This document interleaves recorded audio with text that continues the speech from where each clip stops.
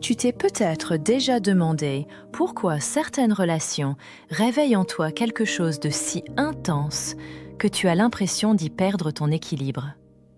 Pourquoi tu t'attaches vite, parfois trop vite, parfois trop profondément, au point d'en oublier ton propre rythme? Pourquoi, même quand tu sens que la relation te fatigue ou te fragilise, tu restes, comme si tu ne pouvais pas faire autrement? Ce n'est pas un manque de force, ce n'est pas un manque d'intelligence émotionnelle. C'est quelque chose de bien plus profond et souvent mal compris. La dépendance affective. La dépendance affective n'a rien à voir avec une faiblesse. C'est un mécanisme émotionnel qui se forme tôt dans la vie, souvent sans que tu en aies conscience. C'est un mélange de peur, de besoin, d'attente et de manque de sécurité intérieure. Ce n'est pas choisi, ce n'est pas volontaire. C'est un héritage émotionnel. Et pour en sortir, il ne faut pas se juger, mais comprendre ce qui se passe en toi quand tu t'attaches.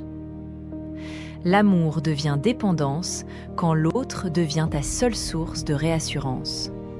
Quand tu cherches chez lui ce que tu n'arrives pas à trouver en toi. La certitude d'être aimé, la certitude de ne pas être abandonné, la certitude d'être suffisant. Et plus tu t'attaches, plus tu as peur de perdre. Plus tu as peur de perdre, plus tu t'accroches. Et plus tu t'accroches, plus tu t'oublies. C'est un cercle émotionnel qui se met en place progressivement, parfois sans signe visible au départ. Ça commence par un besoin de présence, puis un besoin de réponse rapide, puis un besoin d'être rassuré en permanence. Ce n'est pas que tu aimes trop, c'est que tu n'as pas appris à te sentir en sécurité seul. Souvent, la dépendance affective trouve ses racines dans l'enfance. Si tu as grandi dans un environnement où l'amour était instable, imprévisible, conditionnel ou absent, tu as peut-être appris à te battre pour être remarqué, pour être aimé, pour être gardé.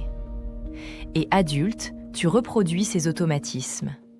Tu donnes beaucoup, tu t'adaptes énormément, tu excuserais presque tout juste pour maintenir le lien. Parce qu'au fond, perdre l'autre te donne l'impression de perdre une partie de toi. Mais tu ne perds jamais une partie de toi. Tu perds seulement un repère extérieur que tu as confondu avec ton identité. Tu t'attaches autant aussi parce que certaines personnes activent en toi des schémas émotionnels profonds. Une personne froide, distante, ambivalente, dégage exactement ce que ton système d'attachement connaît depuis longtemps. L'amour insécurisé. Et ton cœur, au lieu de fuir, s'accroche. Non pas parce qu'il aime souffrir, mais parce qu'il pense instinctivement que cette fois, il pourra réparer. Cette fois, il pourra être choisi. Cette fois, il pourra être assez. C'est de la fidélité émotionnelle à une douleur ancienne. Ce n'est pas de l'amour. C'est une blessure qui tente de se guérir. Mais la vérité, c'est qu'une blessure ne se guérit pas dans la personne qui l'a réveillée. Elle se guérit en toi. Elle se guérit quand tu acceptes que tu mérites un amour qui ne te met pas en panique. Un amour qui ne t'oblige pas à mendier des preuves. Un amour qui ne te fait pas douter de ta valeur. Pour sortir de la dépendance affective, il faut reconstruire la sécurité intérieure. Et cela commence par des petits gestes, souvent discrets mais puissants. Le premier geste, c'est d'apprendre à revenir à toi quand tu sens l'angoisse monter. À ne pas courir immédiatement vers l'autre pour calmer ta peur. À respirer, à t'ancrer, à reconnaître ce que tu ressens sans chercher à l'éteindre à tout prix. L'émotion n'est pas dangereuse. Elle ne dit pas « tu vas perdre quelqu'un ». Elle dit « tu as besoin de toi maintenant ». Le deuxième geste, c'est de poser des limites, même petites, même tremblantes. Une limite n'est pas un mur. Une limite, c'est une manière de te dire « je mérite le respect que je donne ». Une limite te protège de toi-même, de tes excès de générosité, de ta tendance à t'oublier pour être aimé. Les limites ne font pas fuir les bonnes personnes. Elles révèlent celles qui ne savent pas aimer. Le troisième geste, c'est d'apprendre à différencier la peur de l'amour. La peur te met en urgence. L'amour t'apaise. La peur te fait douter. L'amour te grandit. La peur te fait dire « Je ne vaux rien si cette personne me quitte ».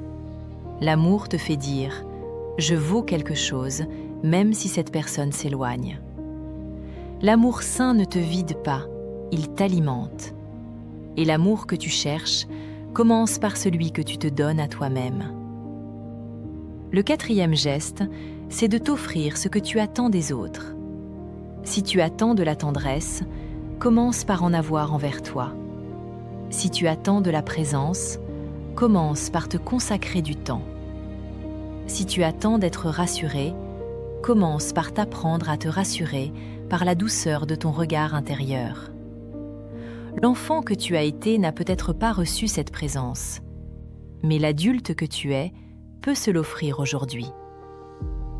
Le cinquième geste, c'est d'accepter que guérir ne signifie pas devenir insensible. Guérir signifie aimer sans se perdre. Aimer en restant aligné. Aimer en gardant ton espace intérieur vivant. La dépendance affective ne disparaît pas d'un coup. Elle se transforme, elle évolue.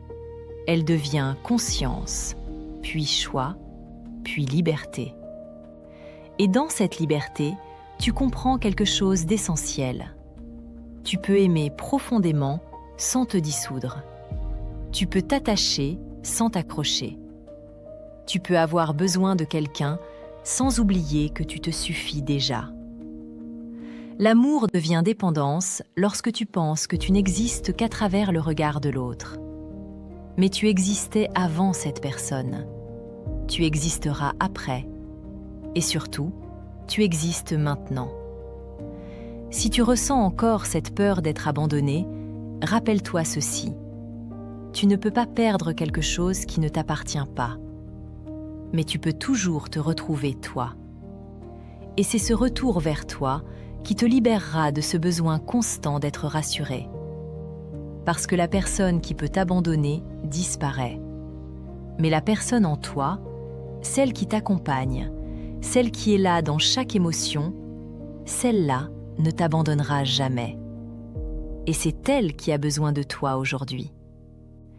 L'amour ne doit pas être un lieu où tu te perds. L'amour doit être un lieu où tu te retrouves.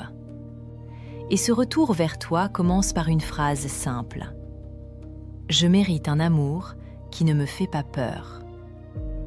Tu mérites un amour doux, stable, patient. Tu mérites de te sentir en sécurité sans devoir courir. Tu mérites de respirer dans tes relations. Et tu mérites de comprendre que ce que tu ressens aujourd'hui n'est pas un défaut. C'est une blessure qui guérit. Tu peux t'aimer assez pour ne plus dépendre. Tu peux aimer sans t'accrocher. Tu peux avancer même si tu trembles. Parce que tu es en train de devenir ton propre refuge.